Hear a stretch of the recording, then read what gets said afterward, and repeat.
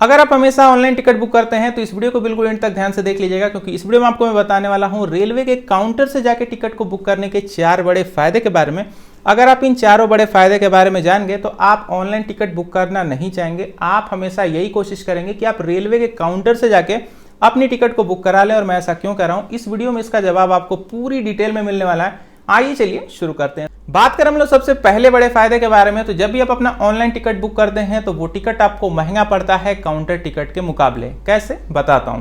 मान लीजिए कि आपकी जो टिकट की प्राइसिंग है वो 200 रुपए है, यानी कि आपका जो टिकट है वो 200 रुपए का है। अगर आप उसको रेलवे के काउंटर से जाके बुक करेंगे तो टिकट आपको 200 रुपए का ही पड़ेगा। लेकिन अगर आप उसी टिकट को ऑनलाइन बुक करते हैं IRCTC से या फिर किसी भी अदर एप्लीकेशन से, अगर आप उस टिकट को ऑनलाइन बुक करेंगे तो वहां पे आपको उस टिकट की प्राइसिंग पे कन्वीनियंस फी और GST देना पड़ेगा। ये दोनों चीजें तो बिल्कुल लगने ही वाली हैं, और ये कन्वीनियंस फी और GST मिला जुला करके 15 रुपए से लेके 30 रुपए के बीच में होता है। तो आपको वो टिकट जहां पे 200 रुपए का पड़ रहा था, अब आपको ये टिकट 230 रुपए का पड़ेगा।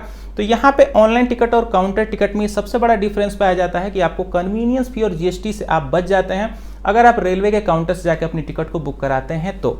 अभी बढ़ते हैं अपने दूसरे सबसे बड़े फायदे के बारे में। तो मान लीजिए कि आपने एक ऑनलाइन टिकट बुक की 1 जनवरी की और आपका प्लान बदल गया कि नहीं, अब आप 2 जनवरी को अपनी यात्रा करेंगे। तो इस कंडीशन में क्या होगा, आपको अपनी 1 जनवरी वाली टिकट को कैंसिल करना पड़ेगा। उसके बाद फिर से 2 जनवरी के लिए एक नई टिकट को बुक करना पड़ेगा। तो इस प्रोसेस में आप 1 तारीख की टिकट जब कैंसिल करेंगे तो आप कैंसिलेशन चार्जेस देंगे। जब दोबारा 2 तारीख में अपनी टिकट को बुक करेंगे तो फिर से एक बार बुकिंग चार्जेस देंगे, जो कि मैंने आपको वीडियो की स्टार्टिंग में भी बताया कि कन्वीनियंस फी और GST लगेगा। लेकिन अगर आपने वही टिकट रेलवे के काउंटर से जाकर कराया था, यानी कि अगर आपने 1 जनवरी का मान लीजिए कि एक रेलवे के काउंटर से जाकर टिकट कराया था, अब आपका प्लान बदल गया कि नहीं मैं 2 जनवरी को जाऊंगा, तो आप अपनी टिकट की शिफ्टिंग करा सकते हैं। इसके लिए आपको कोई भी अलग से पैसा देना नहीं पड़ेगा।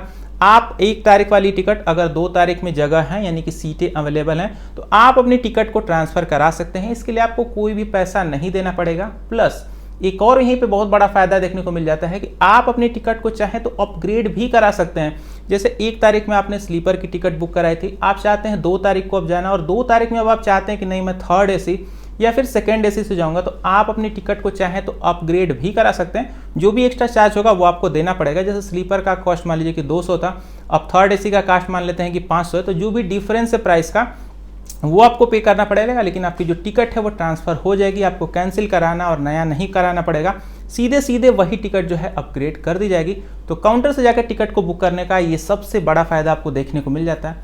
अभी बढ़ते हैं तीसरे और सबसे इंपॉर्टेंट पॉइंट की तरफ। तो तीसरे पॉइंट में ये कि जब भी आपका, जैसे मान लीजिए कि ऑनलाइन टिकट आपने बुक की, अब उस टिकट को आपको कैंसिल करना है। तो जब आप कैंसिल करते हैं तो होता क्या है, रिफंड आपको तुरंत से देखने को नहीं मिलता है। रिफंड आने में 3 से लेके 5 वर्किंग डेज लग जाते हैं। अगर बीच में हॉलीडे वगैरह पड़ते हैं तो भाई ये टाइम और भी बढ़ जाता है। लेकिन अगर आपने वही टिकट अपना रेलवे के काउंटर से जाकर खरीदा था तो आपको रिफंड के लिए परेशान नहीं होना पड़ेगा। रिफंड आपको तुरंत से वहीं पे हैंड टू हैंड दे दिया जाता है। अभी बढ़ते हैं हम अपने चौथे पॉइंट की तरफ में, और चौथा जो पॉइंट है उसको बिल्कुल आराम से समझिएगा, क्योंकि ये पॉइंट थोड़ा सा लंबा है। मान लेते हैं कि अगर आपने एक ऑनलाइन वेटिंग टिकट खरीदा, अगर चार्ट प्रिपरेशन हो गया उसके बाद भी वो कन्फर्म नहीं हो पाता है, तो रेलवे में आप अपने उस ऑनलाइन वेटिंग टिकट के साथ ट्रेवल नहीं कर सकते हैं। अगर आप ऐसा करेंगे तो रेलवे आपको विदाउट टिकट मानेगा और आपके ऊपर विदाउट टिकट वाले पेनल्टी एंड चार्जेस को लगाएगा। लेकिन अगर आपने वही टिकट रेलवे के काउंटर से जाके खरीदा था, अगर मान लेते हैं चार्ट प्रिपरेशन होने के बाद भी वो वेटिंग की कंडीशन में रह गया, तो आप रेलवे में उस टिकट के साथ ट्रेवल कर सकते हैं। लेकिन आपको कुछ टर्म्स एंड कंडीशन को बस फॉलो करना पड़ेगा।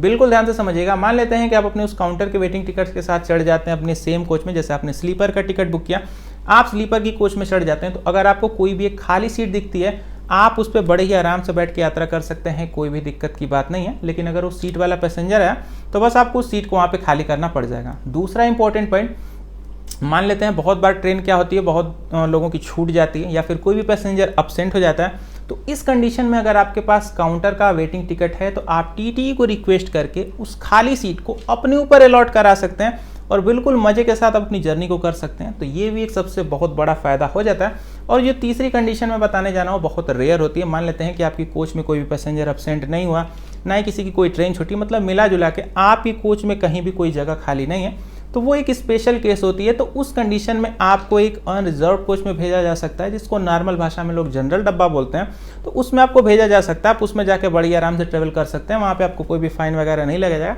लेकिन हालांकि ये बहुत रेयर होता है, आपको नॉर्मल अपने कोच में कहीं ना कहीं जगह देखने को मिल जाती है। तो दोस्तों यही तो टोटल सिनेरियो रेलवे के काउंटर से जाकर टिकट को बुक करने का। अगर आपको वीडियो पसंद आ गई हो तो वीडियो को लाइक कर दीजिएगा। मैं मिलूंगा आपसे अगली वीडियो में, तब तक के लिए बाय बाय।